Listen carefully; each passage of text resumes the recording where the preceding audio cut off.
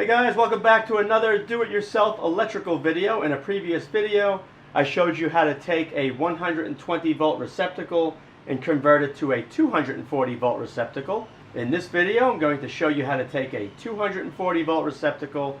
You may have an old air-conditioned receptacle in a bedroom under a window that was 220 that you no longer use, and you might want to convert it to 120. In this case, there was a well pump here.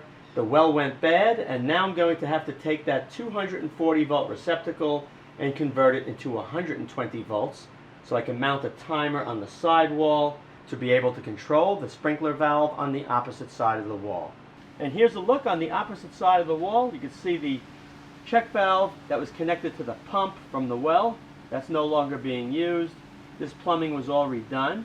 And you can see up here you have the sprinkler control valve. It's a 1-inch connected into this index valve, and this has a backflow preventer or anti-siphon device. And the purpose of that is when your sprinklers are submerged underwater, if the city loses pressure, you do not want to suck dirty water into the city supply.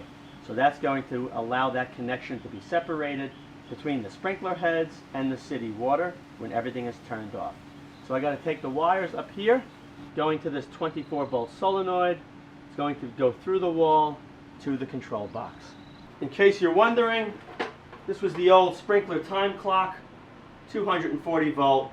The house was built in the early 60s, maybe 63, 64. They simply plugged it in directly into that outlet. The other side here of the timer went to the pump, and you can see that pump right here. Now, to get started, the first thing you want to do is make sure that you have a dedicated 240 volt receptacle, meaning just one receptacle on that branch circuit. You may also have two, that's fine, but understand when you switch one, you're going to be switching both. You want to make sure that you turn off this circuit before you work on it. So if I go between here and here, you're going to see 248 volts. If I go between there and the top, it should be 120. And the same from this side to here will be 120. Once that breaker's off, you're going to remove the cover, and I'll show you what to do next. The breaker's off for this branch circuit. Very important before you begin disassembling things, make sure you're wearing shoes.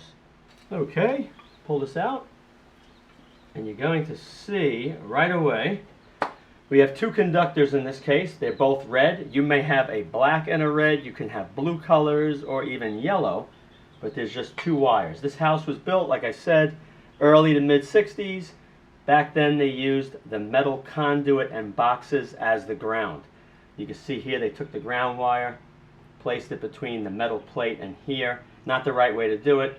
Normally you want to make a hole in the box, place a ground screw in the back, and then connect the wire to that.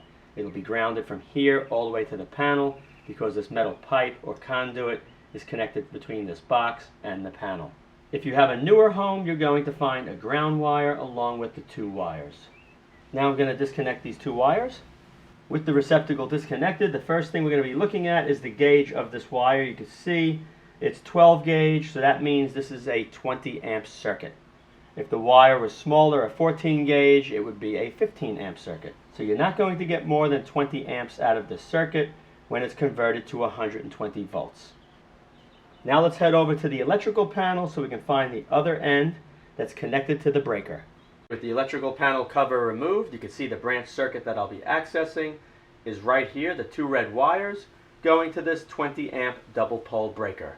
What I need to do is remove this breaker. So we're going to take these screws, loosen them, pull out the red wires, and push them to the side. Right down here is the two red wires going into the conduit that goes under the slab and up where the electrical receptacle is located. Be very careful when you're removing these screws that you do not go anywhere near any of the other screws. These are all hot or live. The potential to kill you exists if you happen to touch one of these, or that lug, or that lug. Each one of these is a bus bar. It goes down one side of the panel, and this one goes down the other side. This is a neutral, so if you measure voltage between one of those bus bars and neutral, you're going to see 120 volts. And if you measure between the other one and neutral, you'll see 120. When you measure between both bus bars, you're going to have 240 volts. So this circuit breaker is connected between that bus bar and that one. We're going to be putting a new breaker in, a 1-inch. It's going to be connected to just one bus bar and neutral. It's a good practice when you're working on electrical to use one hand and keep your other hand in your pocket so you do not touch anything that's grounded. You want to avoid creating a circuit from one hand across your chest and out the other hand. With those loose, just pull it, push it to the side over here.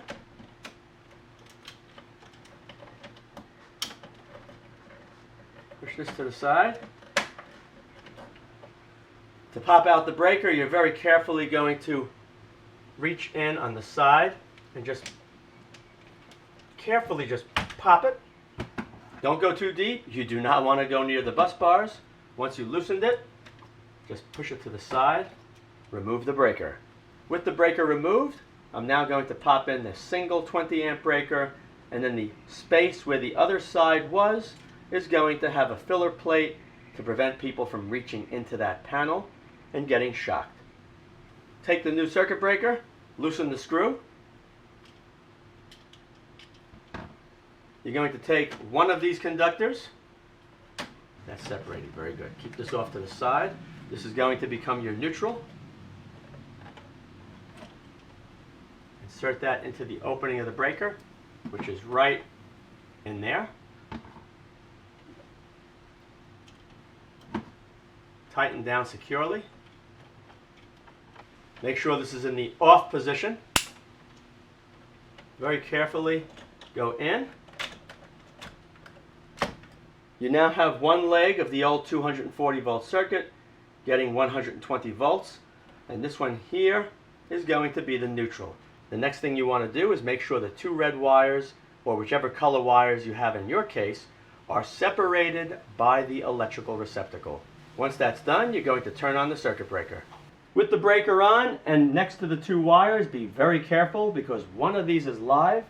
You need to identify which one is connected to that breaker. So you're going to go between ground, in this case, which is this metal box. Okay. And I'm going to touch each wire until I see 120 volts. Boom, 120. And that one's dead. So the one closest to the wall is red, and it's going to remain the hot wire. Once you've identified the wire, you're going to turn off the circuit breaker again. Always make sure you have the circuit breaker off. You can see it's off, both wires are off. The next thing you're going to do, tuck the one out of the way that you identified as the hot, and you're going to take the other wire, which is going to be black, red, blue, or yellow, and you're going to need to cover that insulation with white tape, or even better, slide heat shrink tubing completely over the insulation of the wire and let it even go a little bit into the conduit, so when you heat shrink it, you're never going to know that this wire was red. It must show up as white to identify this as a 120 volt circuit. Now you can see with this completely wrapped, you have a white wire and a red wire. Now we're going to head over to the electrical panel. Now you're very carefully going to take the other hot wire, in my case it's red, and you want to completely wrap this wire from top to bottom where it goes into the conduit. You can now see the other red wire is white from top to bottom. You're going to take this white wire and you're going to connect it. You see the white here? This is your neutral bus bar, and it jumps across to this side, goes to the other neutral bar. So you need to connect this to the neutral bar. Okay, you're now good to go in the electrical panel. Just leave this off. I'm going to put the cover back on. With the cover back on the panel, the last step is to take a knockout filler plate of the correct size. You're going to pop it right in there. And now that area is safe. I'm going to leave this off until I'm done working on the branch circuit. The next thing you want to do is add a ground wire. Because my box is older and it does not have a ground coming out of the conduit, I want to have a good connection between either the receptacle or the circuit that's going to be connected, which is a timer. So I need a ground wire, and you want to connect that to the box. In this case, there's concrete behind this box. Normally, if there was not concrete, it was hollow behind, such as in a wood frame wall. You would drill a hole inside the electrical box, just slightly smaller than a ground screw. Ground screws are available and self-tapping. Once you drill a hole, you'd be able to tighten it into the box. And once it's tightened into the box, take the loop, put it over the screw, so when you tighten the screw, it's going to go clockwise, and that's going to close the loop and keep it very secure to the box.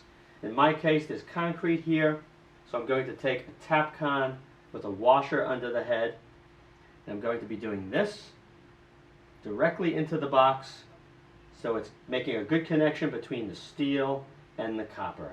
Let me do that, and I'll come right back. All right, there's a hole drilled right over here. Just to show you something really funny, a friend of mine went to Walmart the other day, and he bought some drill bits. He was drilling through some metal. Check out this drill bit. Look at how that thing bent. No way was this hardened steel. I don't know where this came from, but I've never seen a drill bit bend like that without breaking. Now I'm going to take this, place it right in there and tighten it down. Here you can see the copper wire is secured to the box. We now have a good grounding point if we're going to connect up a receptacle or even an armored cable, in my case, going to a timer box. Let's test it out now by turning on the circuit breaker. If I measure between the white and the red, I should have 120 volts. And if I go between the hot and the ground, I should also get 120. Perfect. There you have a 120 volt branch circuit that's been converted from a 240 volt. If you're going to connect up a receptacle, such as you see here, a GFCI, the hot wire, black, red, yellow, or blue, is going to go to the brass screw. The neutral wire is going to go to the silver screw of the receptacle. And then your ground wire is going to go to the green screw. Let me finish connecting up the sprinkler time clock, and I'll come back and show you what it looks like. And this is what the job looks like for my friend, 120 volts up to the sprinkler timer, and then the low voltage 24 volt output goes to the solenoid to control the valve. I hope you enjoyed this video. Thanks for watching.